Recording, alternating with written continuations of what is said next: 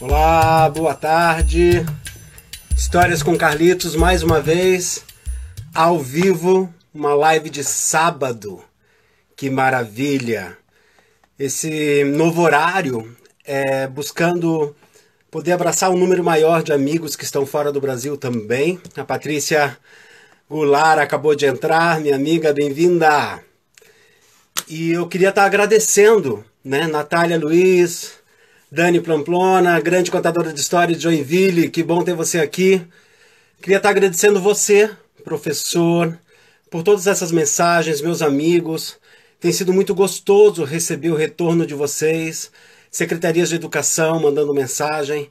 É uma maneira de ver que o trabalho está chegando e essa partilha com histórias, narrativas, pensares, tem chegado até vocês e isso me deixa muito feliz mesmo, porque esse é o real motivo de estar fazendo essas lives, de estar convidando os amigos. E hoje nós vamos estar falando sobre banda desenhada, HQ, gibi, tirinhas. Eu não sei, eu sou da época dos gibis, com Turma da Mônica, enfim, Tio Patinhas, a Mafalda, que eu amo. E aí conheci José Aguiar com o mundo dele, o mundo da Malu, o mundo dos seus desenhos. E hoje nós vamos conversar com José Aguiar, que está lá na Alemanha. Então praticamente é a primeira live internacional do Histórias com Carlitos. Isso é maravilhoso. Olha, a Fê entrou. Obrigado, Dani. Vermelho, verde, amarelo, marrom. Vamos misturar essas cores todas, né? Nariz Solidário está com a gente também. Deixa eu ver se o José já está por aqui, que eu quero chamá-lo.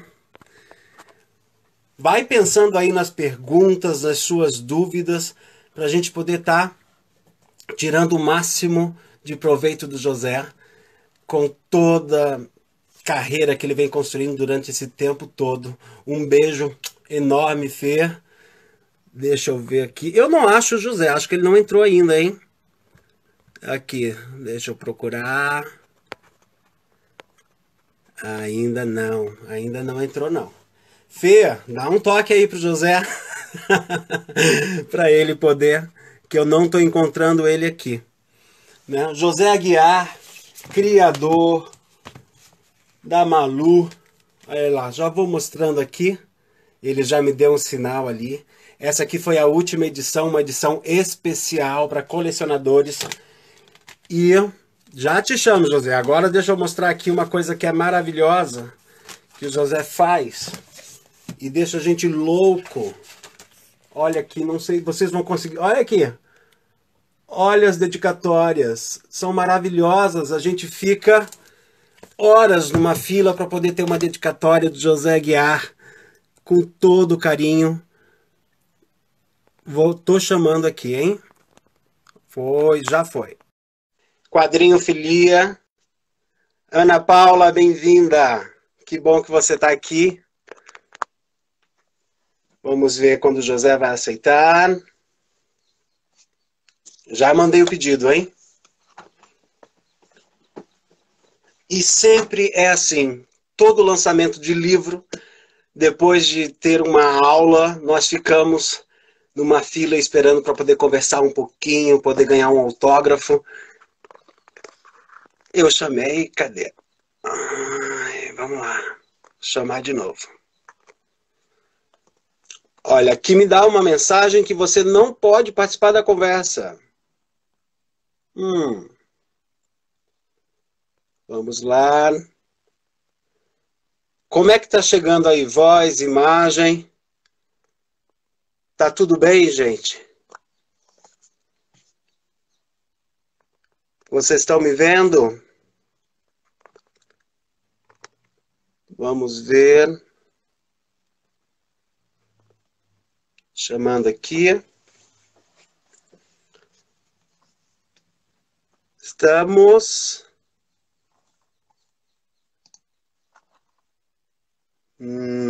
Que bom, que bom. O que está acontecendo aqui?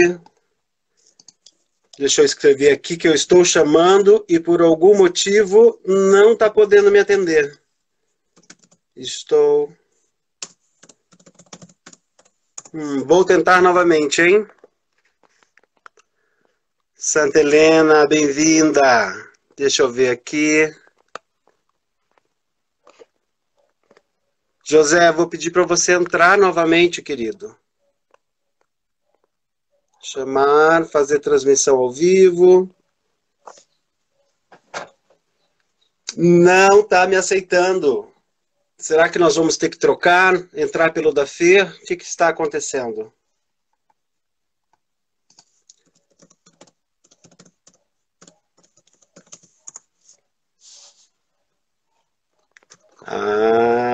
Aqui.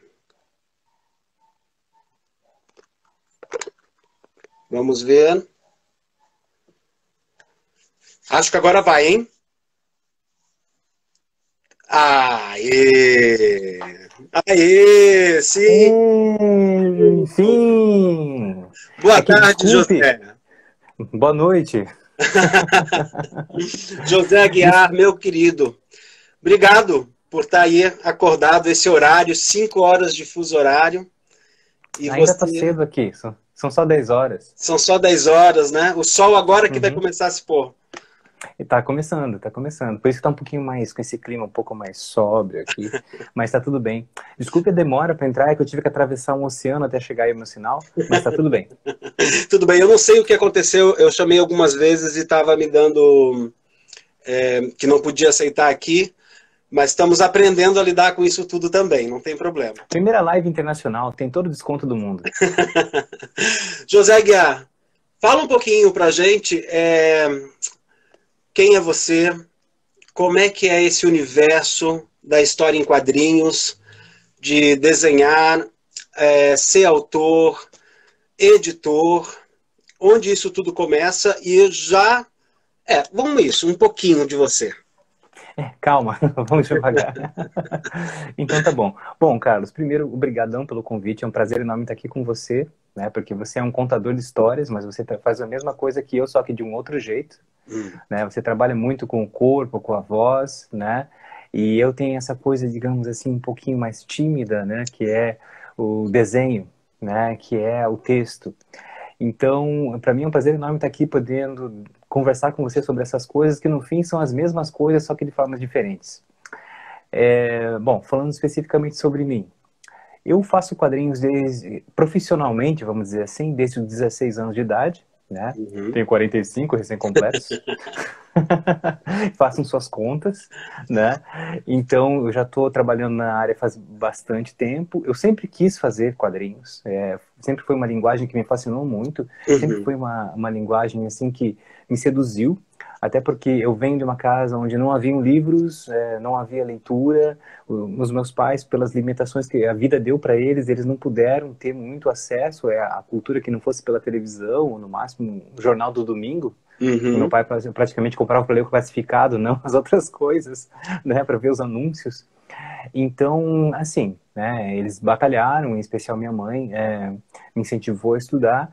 E o que começou a me despertar esse fascínio pelas histórias foram os filmes e seriados, né, que eu via na televisão. E boa parte deles eram adaptados de quadrinhos.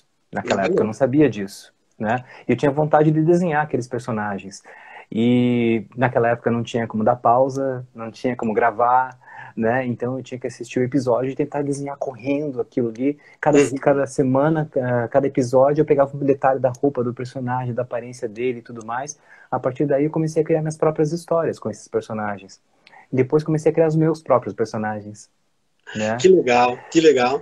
Então, assim, isso foi a infância toda, fazendo na escola, fazia caderno, fazia jornalzinho na escola, tudo manual, e depois eu consegui publicar tirinhas, né? Com 14 anos eu publiquei pela primeira vez, mas já trabalhando de verdade aos 16. Na escola, eu imagino esses cadernos que deveria ser tudo desenhado, né? Ah, não, esses eram cadernos especiais para isso, né? Eu tinha um caderno extra, eu tinha meio que uma sociedade com um colega meu, que ele me passava uns cadernos em branco, aqueles de 100 páginas, assim. Ele queria que eu preenchesse, porque daí ele ficava com esses cadernos depois para ele. E daí, então, Espertinho. foi meu primeiro patrocinador, talvez, né? o Paulinho. Que Ele, maravilha, ele, maravilha. ele me dava esses cadernos, daí eu fazia. E eu tinha minha produção em separado dessa, né? Mas acho que foram os meus primeiros gibis de fato que eu fiz, começo, meio e fim. Foram assim. Uhum. E eles circulavam na turma, né? Todo E, mundo lia, era um exemplar só que rodava na turma. E às vezes ia para a sala do lado. e super convidado para desenhar nos trabalhos. Os colegas todos pediam para você estar desenhando, com certeza. Ah, um bando de safados, né? Até Imagino. professor já pediu para desenhar mapa Que no bom. quadro. Super. A Aline está com a gente aqui também. A Aninha acabou Oi, de Aline, oi, entrar. Aninha. Tá todo mundo aqui mandando beijos. Oi, É, saudades de todos. e com certeza nós também estamos com muita saudade de você e de todos, né? José, você lembra o primeiro gibi que você teve nas mãos? Tenho umas lembranças assim um pouco conflituosas, assim, porque eu acho que devia ter uns 4 anos de idade, mais ou menos. Eu lembro que eu fiz uma pequena cirurgia quando eu era criança e fiquei Uhum, internado no hospital. Meu pai me trouxe um gibi do Batman, né? Nessa época.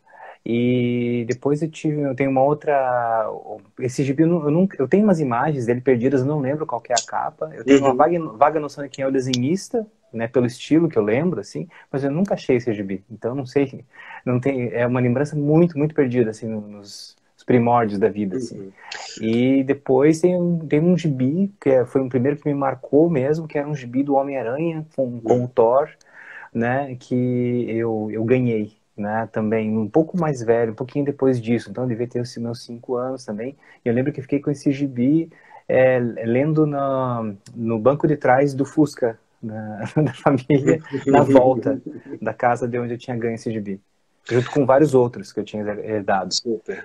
A Butantan Gibicon, acho que é isso, diz que você é uma grande Ah, inspiração. Tá aqui. o pessoal da Butantan Gibicon, né, é um pessoal que eu queria muito estar com eles agora, mas não vai ter como, né?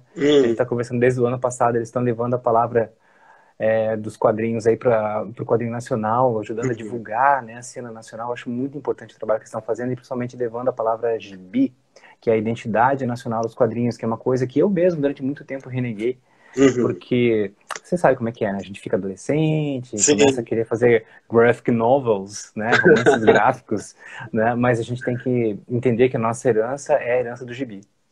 Olha só, vamos aproveitar esse viés e explica um pouquinho sobre, porque eu mesmo, né? A gente estava conversando, o gibi, HQs, graphic novelas, os quadrinhos, é tudo igual? Quais são as diferenças? BD, em Portugal se fala muito em BD, né? Na banda desenhada. Isso. Quais são essas diferenças ou é só mesmo um nome que altera? Como é que é isso? Então, o que que acontece? Ah, os quadrinhos, né, eles têm sotaques, né? Cada região, cada cultura trabalha essa linguagem de formas diferentes, tem suas características de mercado, tem as suas características históricas que fazem com que cada cena se desenvolva de um jeito ou de outro. Então, é, eu acho importante a gente entender que gibi tem muito a ver com a identidade brasileira, né? Assim como os comics têm a ver com a identidade dos quadrinhos norte-americanos, né? A banda desenhada e a bande dessinée, são os quadrinhos europeus, assim, da França e de Portugal e da Bélgica. O fumetti é da Itália, o mangá é do Japão e é tudo quadrinho do mesmo jeito, Uhum. né? Que vão chegando em ondas, né? Aqui no Brasil, nós vamos recebendo esse material. é, Quanto mais o mercado vai abrindo, mais esse material chega até a população. Ou não? Sim, sim, sim. Não, a gente está completamente sujeitos às variações e humores da economia, da política. O quadrinho brasileiro, ele é algo extremamente antigo, né? Uhum. A gente tem quadrinhos propriamente ditos desde o século XIX no Brasil, né? Uau! Então, assim, sim, sim, sim. O nome Ângelo Agostini, que foi um dos grandes ilustradores, ele tem todo o livro didático, Uhum. tem gravuras tirando sarro do Dom Pedro II, por exemplo, né? O grande padroeiro do quadrinho nacional é um imigrante italiano chamado Ângelo Agostini, que foi um dos grandes nomes da imprensa brasileira, né, do Que inclusive século agora XIX. tem um prêmio e que você ganhou esse prêmio também, né?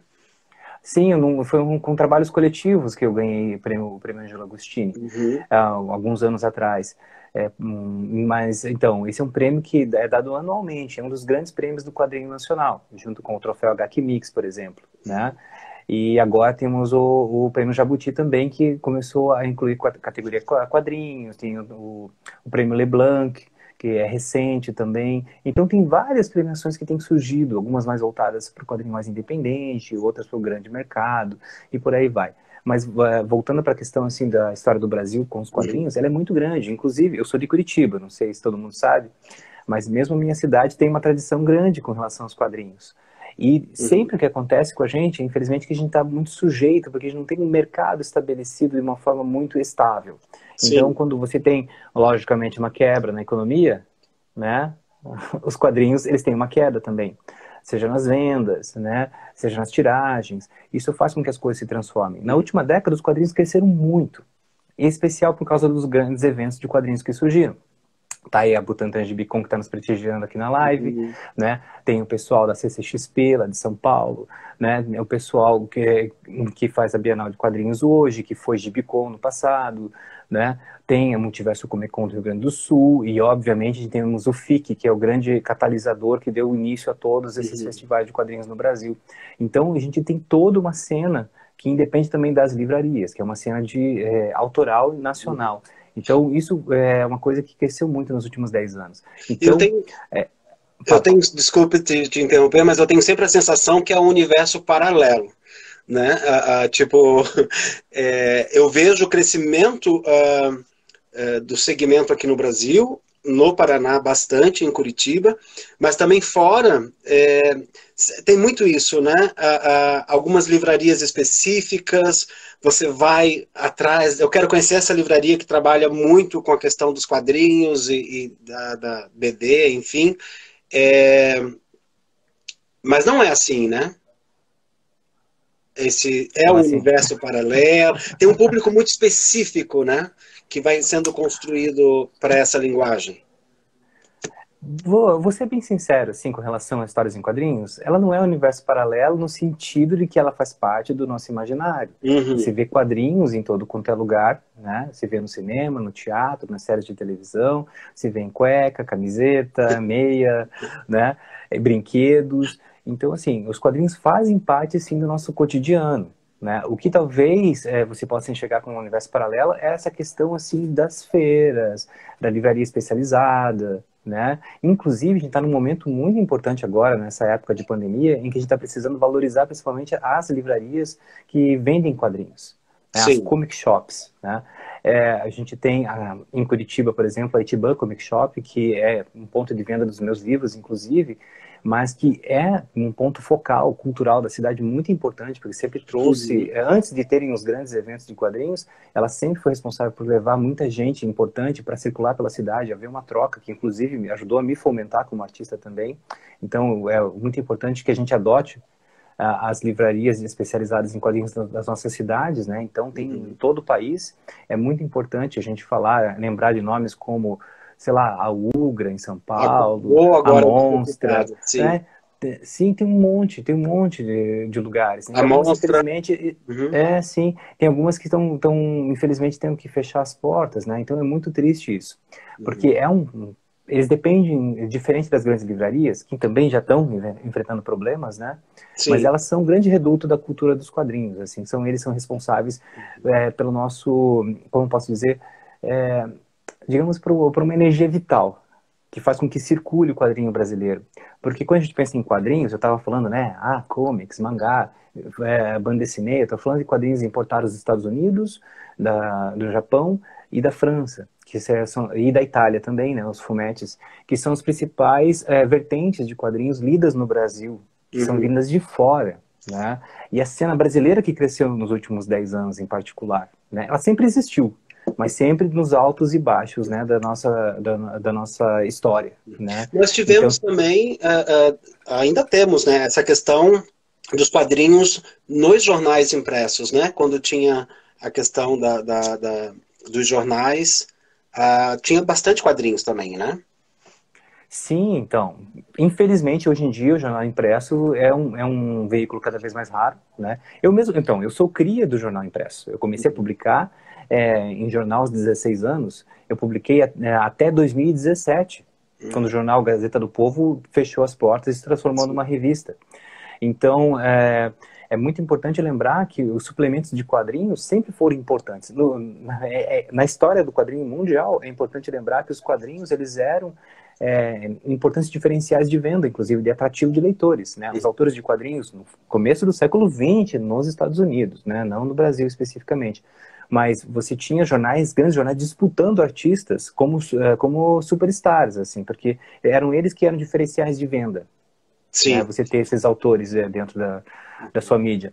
José, aqui também muitos brasileiros publicam nos Estados Unidos e na Europa, que é uma verdade que você também já estava Sim, falando. sim, sim, sim. Mas Até eu já publiquei alguns trabalhos fora. eu queria trazer aqui para a conversa como é que você, através do seu olhar, você vê os quadrinhos dentro da educação, dentro da escola, esse material também como uma ferramenta para o professor, para a educação. Como é que isso acontece? Você que também trabalha com isso, né? Também é formador, também dá cursos.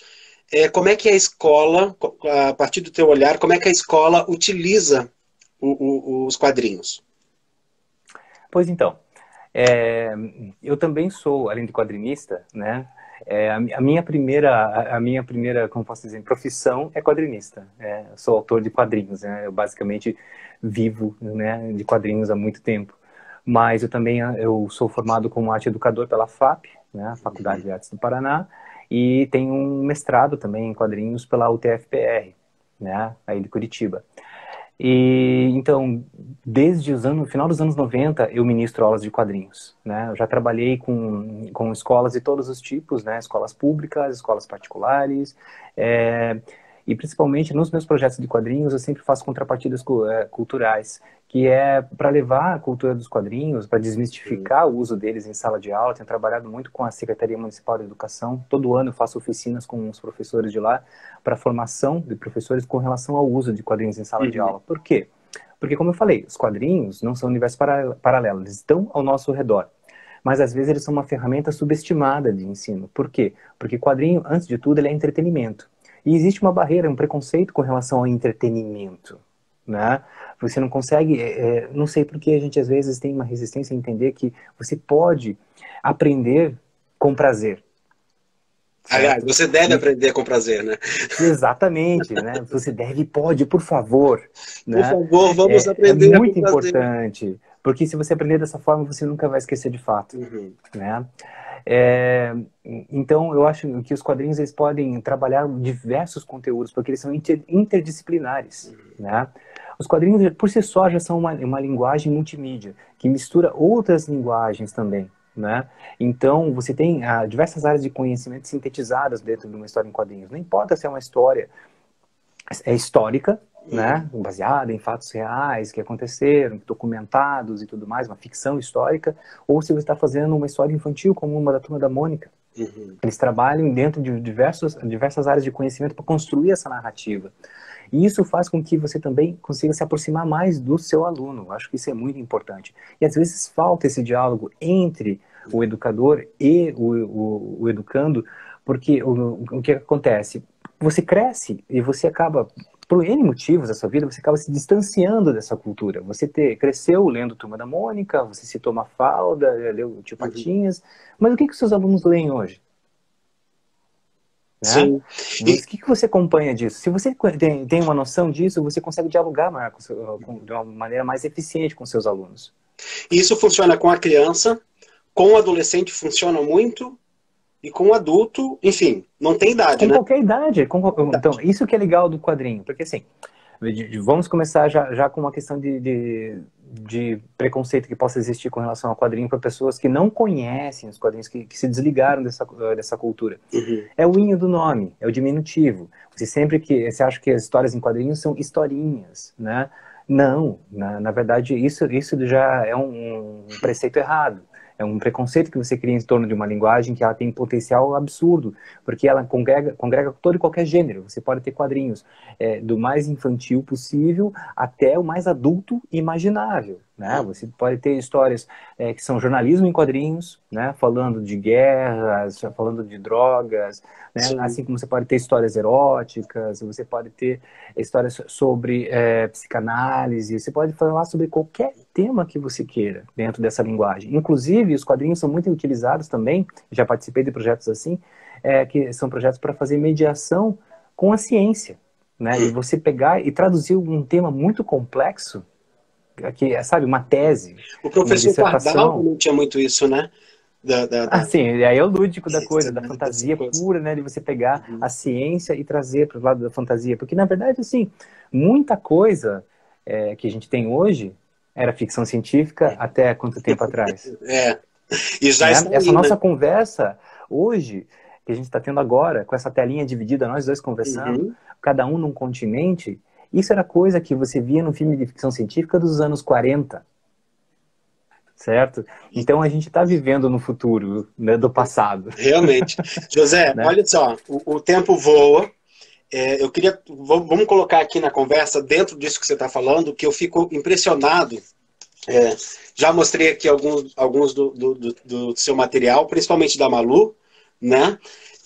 E é incrível o poder de síntese que tem cada tirinha e o humor, né? É uma história, né? Tá tudo ali. Como você diz, essa escrita, esse humor, eu não sei se eu vou conseguir, se vai aparecer aqui,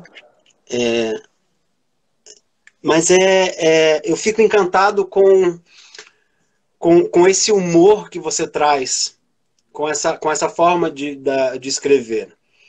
Como é que é esse processo de criação? Porque Bom, com você relação... tem uma história... a Malu, particularmente, acontece muito no cenário de Curitiba, né? Que é colocado. E cada tirinha é uma história com início, meio e fim, um início, meio e um fim em aberto. E é maravilhoso, porque é uma comunicação muito rápida. É diferente de você estar lendo um texto de 2, 3 páginas. Você tem tudo resumido muito rapidamente ali. E você lê uma tirinha, mas é uma explosão na tua imaginação. Né? São 3 quadradinhos que faz assim, buf, você tem um universo enorme. Esse processo de criação, como é que é isso? Explica um pouquinho pra gente. Como é que você, trabalha esse processo de criação com os alunos quando você está dando aula, mas também o seu processo de criação para uma tirinha, né? Da onde é que vem a inspiração, esse senso de humor incrível que cada uma delas tem. Quais são os starts? Como é que isso acontece? Bom, acho que o start de tudo... Primeiro, obrigado, Carlos, pelos elogios. Até fico sem jeito.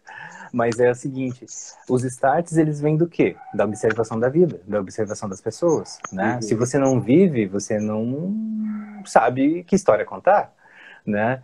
Porque, assim, tudo que eu tenho acumulado como autor é um processo que ainda está em construção, ainda para que, quem sabe, venha a ser um autor melhor no futuro. Eu sempre penso que o meu melhor livro é o livro que eu estou fazendo agora e que ele já vai, se tudo der certo, ele vai ser pior do que o próximo que eu vou produzir. Eu acho importante que ter essa consciência de que quanto mais eu viver, quanto mais eu experimentar de coisas da vida, do cotidiano, conhecer gente, conversar com gente, quanto mais eu prestar atenção nas pessoas, mais repertório eu vou ter para poder utilizar nas histórias, né? Porque eu estou amadurecendo enquanto pessoa. Eu estou crescendo, eu continuo me desenvolvendo. Eu nunca vou chegar num ápice, né, que eu vou dizer, agora sim. Né? Eu acho que isso é impossível. Até no meu trabalho, tanto que eu experimento bastante. Faço tira, faço história longa, colorida, preto e branco. Né? Eu mudo técnica de desenho, mudo tipo de arte final, digital, aquarela. Sabe? Cada projeto tem uma cara diferente, porque eu estou em constante processo de pesquisa. Deixa eu mostrar esse aqui, que é Nada com Coisa Alguma, que eu amo também. Obrigado. Estou até usando uma tirinha. Você está usando aí, ó. Eu tenho um saco também desses... Uma sacola? Uma sacola que é maravilhosa. E esse aqui, ele não tem um segmento da Malu, né? Não, não, não. É Ele que é outro. essa série ela é sem personagens fixos. Uhum. São só ideias aleatórias mesmo que eu vou juntando. É, só E para esse é um ter livro um. bastante experimental pelo formato, pela maneira como as coisas acontecem Uhum. nele, né? Sim. E a Malu, tem uma questão que a Malu cresceu, né? Ela Sim, tem sim, 6 ela anos, agora ela tá me está com acompanhando. 19. Não, ainda não. Chegou no máximo uns 17 agora, 16, Mas 17. 17. É, não, ou pelo menos na cabeça dela ainda não tá Uhum. muito meio madura Mas ainda. acompanhar esse crescimento da personagem é maravilhoso, né?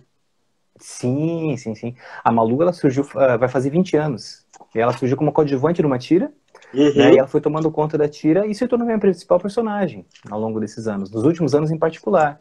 Esses detalhes são. É lindo isso, né? Obrigado. É lindo.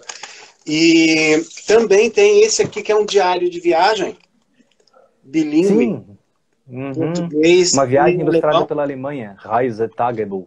É. Foi processo resultante da minha primeira estada aqui na Alemanha, quando a Fernanda e eu, Fernanda Balcat, a minha esposa, ela veio fazer aqui uma Vou estar bolsa mostrando, sanduíche. tá? Algumas Aham, imagens. isso.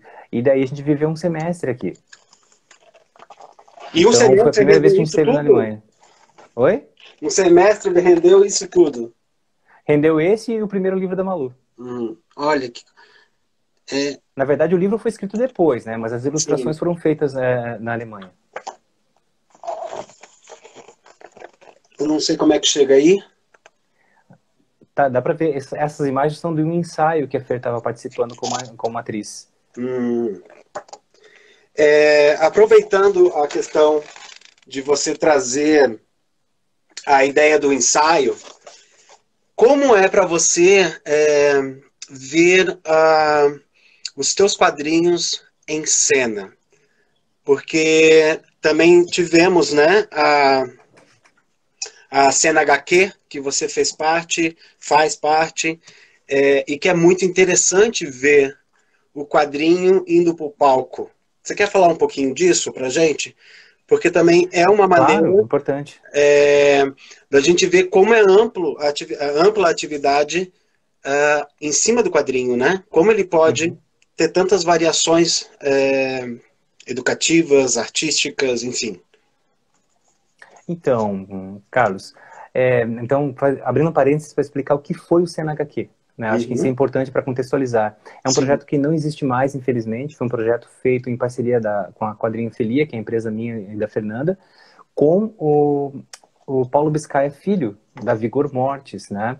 Então, nós fazíamos leituras dramáticas de quadrinhos no Teatro da Caixa. Esse projeto, ele teve 5 temporadas, né? E foi Uhum. premiado 4 vezes no Troféu HQ Mix na categoria de adaptações para outras linguagens.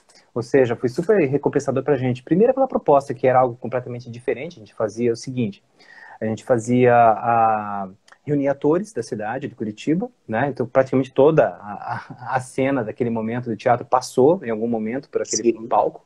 A gente fazia espetáculos mensais, né? Durante esses 5 anos, Uhum. onde a gente fazia leitura dramática, que era praticamente sei lá, o grande ensaio antes da estreia da peça, que nunca estreava, né? Porque era uma vez apenas, onde o autor convidado, ele assistia a peça e depois ele subia ao palco para um debate comigo, o elenco, né? Uhum. E ele, sobre a obra e sobre a adaptação da obra. Então, era uma coisa deliciosa a gente fazer, né? E eu acho que também essa questão da adaptação dos quadrinhos para outras linguagens é algo que demonstra o potencial que eles têm como fonte primária, assim, de cultura. Uhum. Né? Então, os quadrinhos eles têm uma capacidade de se reinventar muito grande. Né? Não é à toa hoje que o cinema bebe muito, as grandes bilheterias de cinema bebem muito, lógico, é basicamente do mesmo tipo de quadrinho. Mas tem muitas coisas que são quadrinhos que são adaptadas para cinema que as pessoas nem sabem, porque elas sempre pensam em duas coisas quando pensam em quadrinhos, né? Pensando no estereótipo, Não foi ou mal. infantil Uhum. ou super-herói. Né? Mas nesse meio campo, tem milhares de outras coisas que Uhum. são quadrinhos também. Mas, se a gente for falar de tudo isso, a gente vai longe, né? É enorme, né? É muita coisa. Mas realmente a cena HQ era lindo poder ver ela acontecendo no palco, né? Você estava falando de super-heróis. Durante um período você fez muitas palestras para falar sobre o cinema também, né? Uhum. Ah, esses super-heróis, onde é que eles chegam no teu trabalho também? Marvel, enfim. Bom, super-heróis moram no meu coração, porque como eu falei, eu comecei a fazer quadrinhos por influência deles, né? Eu cresci assistindo Batman do Adam West, aquele Batman de 66, aquele soque bobo, né? Com as onomatopeias pulando, que é genial. Eu assisti o Incrível Hulk com o Ferrinho e Bill Bixby, eu assisti o seriado do Homem-Aranha, que era uma porcaria, desenhos animados dos Super Amigos, e isso fez um mal tremendo para mim. Tanto que eu tô aqui hoje falando de quadrinhos, né? Não, brincadeira. Na verdade, isso foi uma introdução para mim para um universo extremamente rico, né? Que depois eu comecei a entender melhor como é que ele funciona.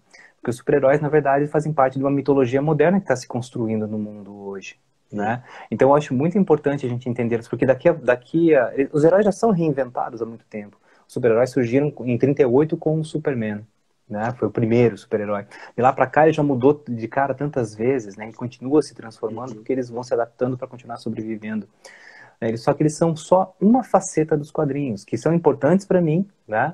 Eu tenho todo o fetiche de fã que gosta de ver os filmes, dos desenhos animados e tudo mais. Eu gosto de saber as histórias de bastidores, né? Aquela coisa bem, bem nerd mesmo, mas nerd do bem, tá? Não fanboy, não aquela coisa assim, tipo, o personagem é meu, tem que ser desse jeito, né? Muito pelo contrário. Eu acho que é importante que existam versões plurais desses personagens, né? E que estejam evoluindo e se adaptando com a sociedade, porque esses quadrinhos se refletem muito o nosso presente sempre, né? Então eles são muito relevantes. E há um receio, será que há um receio de trabalhar com esses super-heróis, pensando hoje no Brasil, em relação à violência, em relação à postura, em relação... eu estou falando isso pensando no professor, na sala de aula, na educação, nesse contexto todo, onde o super-herói muitas vezes está numa situação de luta, né? Existe isso? Então, existem super-heróis brasileiros. Eu, inclusive, ajudei a criar um. Eu tenho um projeto coletivo que é o Gralha, né? Mas isso eu criei isso foi nos anos 90. Então, assim, a minha cabeça com relação a isso amadureceu muito de lá para cá, com relação ao significado do super-herói perante a sociedade. E tem uma outra característica no Brasil que é a seguinte: o deboche, né? A gente não consegue ter o mesmo fanismo que o super-herói tradicional norte-americano possui, né? É algo que não se enquadra na nossa visão de mundo, né? Hoje tem surgido alguns personagens de quadrinhos brasileiros que têm tendências até um pouco de extrema direita, né? Ou seja, extremamente conservadores e na verdade pegando o que na minha opinião, tá? Não é a opinião de todo mundo, mas o que é de ruim no super-herói, não o que há de bom no super-herói, né? Por exemplo, eu vi há poucos dias assim o pessoal que estava fazendo um debate que eu achei super pertinente sobre o Batman, por exemplo. Batman é um fascista, né? Se você parar para analisar, ele tem grandes tendências nesse sentido, mas ele é extremamente popular, todo mundo adora o Batman, né? Mas e quem tinha feito isso, essa pergunta, era um rapaz negro que ele perguntava, tá, quem que você acha que vai na favela para ajudar? O Batman ou o Homem-Aranha? Né? Daí você para pensar, o que cada um desses personagens tem de potencial pra gente, né? Porque hoje em dia você tem um Homem-Aranha negro, que é o Miles Morales, esse personagem que apareceu naquele desenho animado de cinema maravilhoso, que é o Homem-Aranha no Aranha-Verso, né? É uma questão de você passar o legado para a voz que precisa ser ouvida hoje, né? O Homem-Aranha, quando surgiu, ele era o adolescente que não tinha voz, né? Só que naquele tempo não existia protagonismo negro nos quadrinhos, né? Agora é necessário que aquele papel seja desempenhado por um personagem negro. Então é muito importante ver como esses quadrinhos mudam, se adaptam e se transformam para pensar o nosso presente. Né? Então isso é muito legal. Ele está vivo, né? Ele está vivo, ele está se moldando também, né? José... Ele está pensando junto com a gente. Oi? Não lhe ouvi, desculpa. O quadrinho está pensando junto com a gente. Isso. É que fez um barulho aqui na vizinhança, me distraiu também. O tempo tá correndo. A Patrícia disse que adora teus livros e tem toda a coleção do José Aguiar. Tô sabendo. Nélio Eu Spegler também. está com a Obrigado, gente pai. aqui, meu querido Nélio, que também esteve conversando comigo. Eu não posso deixar de falar, tem bastante coisas aqui, mas de um material seu, que é A Infância do Brasil. Sim, por Né? favor. Um material incrível que você pode estar baixando na Amazon, o e-book. Também tem aqui na internet, depois a gente pode deixar o link ali embaixo. Mas a infância do Brasil, ela tem 6 capítulos com temas que eu acho incríveis, que é o nascer, a troca, o delegar, reter, responsabilizar e perpetuar. É isso? Exato. E como é que foi é, criar esse material, A Infância do Brasil? E me parece muito atual isso, né? É muito presente esse tema todo. Como é que você vê a infância do Brasil agora, José? Acho que é o momento em que eu acho que, sem querer, eu acabei fazendo um trabalho que fala para o momento que a gente vive.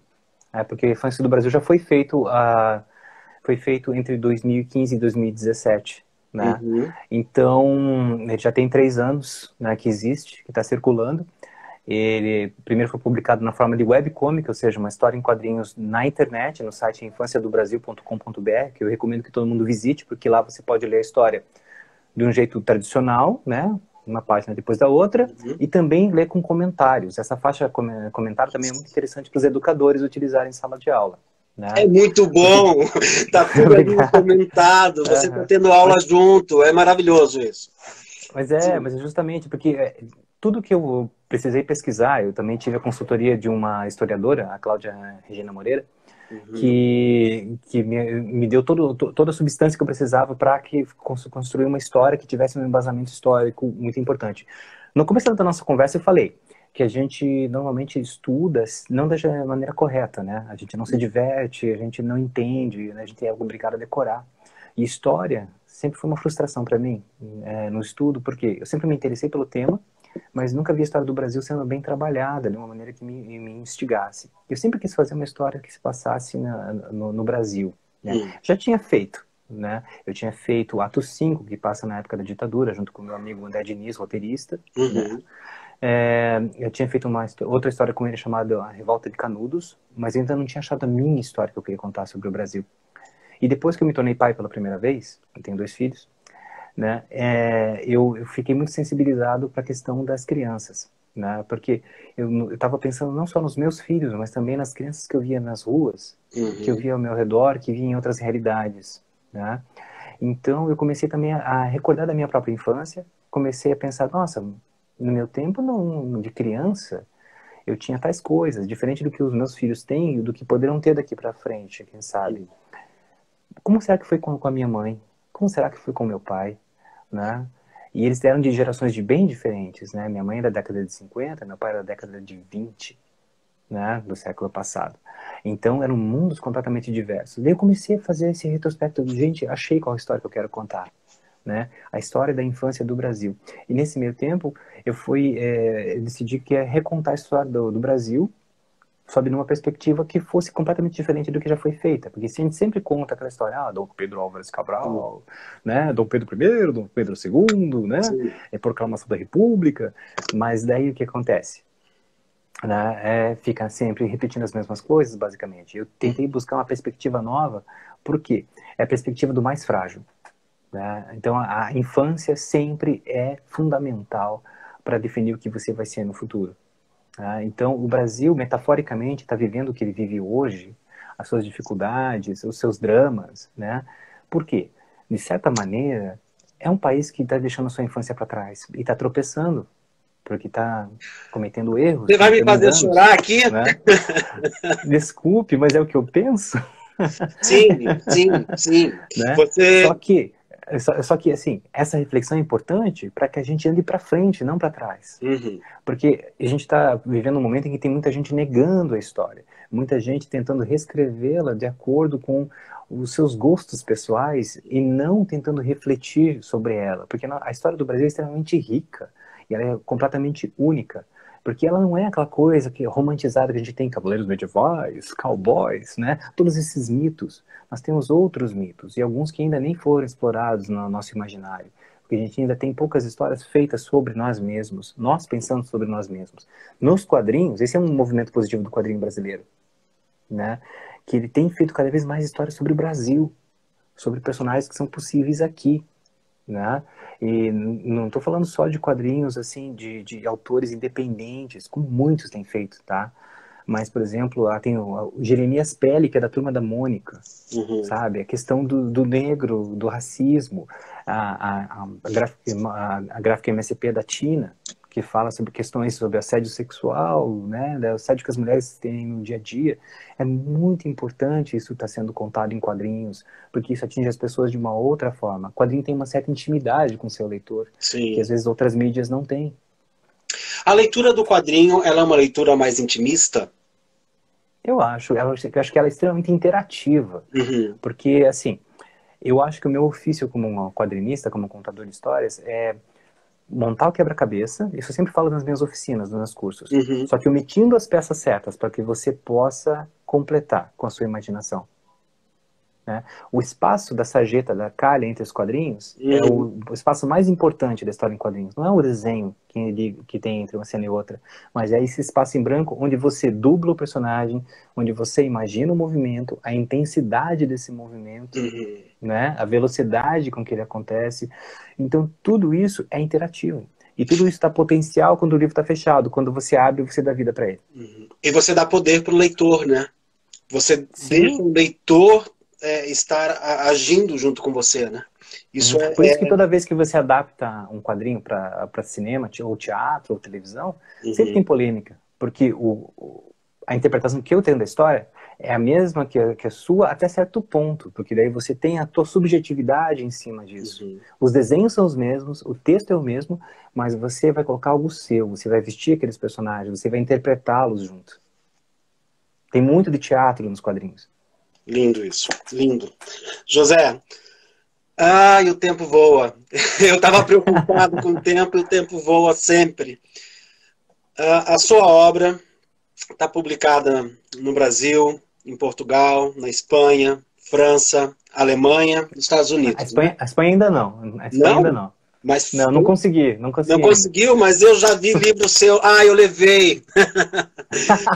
Na Espanha, vamos lá, já estamos aí. Mas Voa tem mesmo. que espalhar mesmo, Tem só que agradeço. espalhar. Enfim, inclusive você vai para bienais, você teve em Portugal num festival internacional também de Da BD, na Amadora e também Amadora. no Festival de Beja. Isso, que eu amo, Beja, um beijo para Beja, Amadora também. O que que acontece? Com, com, com, com essa obra em tantos lugares, como é que você sente a aceitação desse público?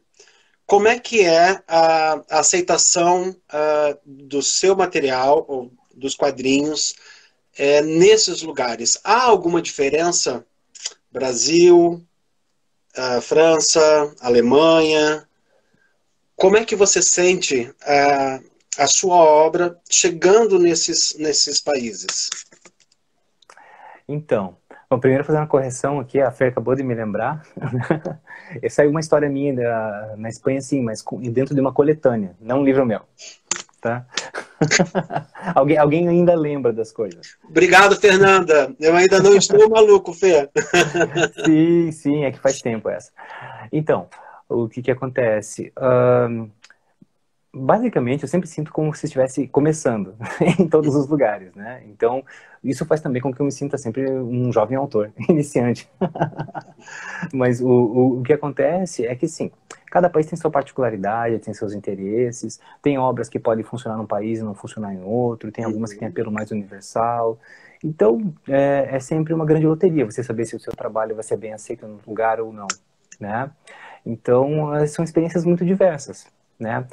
As minhas experiências na França, por exemplo, são completamente diferentes das experiências em Portugal. Seja pela característica do trato das pessoas com Uhum. relação a tua obra, né? Que, por exemplo, o mercado francês é extremamente competitivo, tem um nível, né, altíssimo, né? Então, é uma coisa que é assustadora, é um mercado gigantesco, né? Já o Sim. mercado português, ele é um mercado, assim, ele é, como posso dizer assim, até mais carinhoso, no sentido de que ele é mais acolhedor, porque ele é pequeno, Hum. né? Ele é muito próximo do mercado brasileiro, assim, com a diferença que o Brasil, lógico, né? Pessoas, questões de proporção, de população e tudo mais, ele é Uhum. maior, porque tem um monte de festivais também, mas é, cada país tem sua peculiaridade. Então tem trabalhos meus com certeza que podem render mais público lá ou cá. Eu sei que aqui no meu Instagram, por exemplo, agora começou a agregar bastante leitor da França, né? E, de Portugal não. Eu não sei E explicar nós por não quê, sabemos o mas está porquê, né? acontecendo. Não se Exatamente. sabe por quê, é uma questão Aham. de estação, né? De estação. Sim, é. Eu até optei que boa parte das minhas postagens eu tenho feito em inglês, para facilitar para as pessoas de fora do Brasil, e em Uhum. português, para já pensando nesse público que começou a Sim. aparecer, né? Aham. A Áquila acabou de entrar, o Humberto também, um Oi, abraço, Humberto. querido, o Humberto Pequeninos também entrou. Nosso tempo está terminando, Não. infelizmente. Então, tem 9 minutos, tem perguntas, as pessoas também nem chegaram a perguntar. A Lela A hora é Meia agora. também está do Rio Grande do Sul. Oi? A hora é agora, A pergunta. hora é agora. Se tiver alguma pergunta, é agora. E eu vou finalizar minhas questões, que eu gostaria que você falasse aonde nós podemos estar lhe encontrando, o que Voa você uma está mariposa no meu fazendo, nariz aqui. o que você está fazendo. Eu sei que tem novidade no ar, tem Uhum, projetos aí chegando, mas uhum, não sou eu que vou estar falando isso, senão vão falar que é fofoca, eu vou deixar você falar. E que você falasse, por fim, a importância da quadrinhofilia. uhum. Tá É com bom. Então você. eu vou começar pelos livros novos.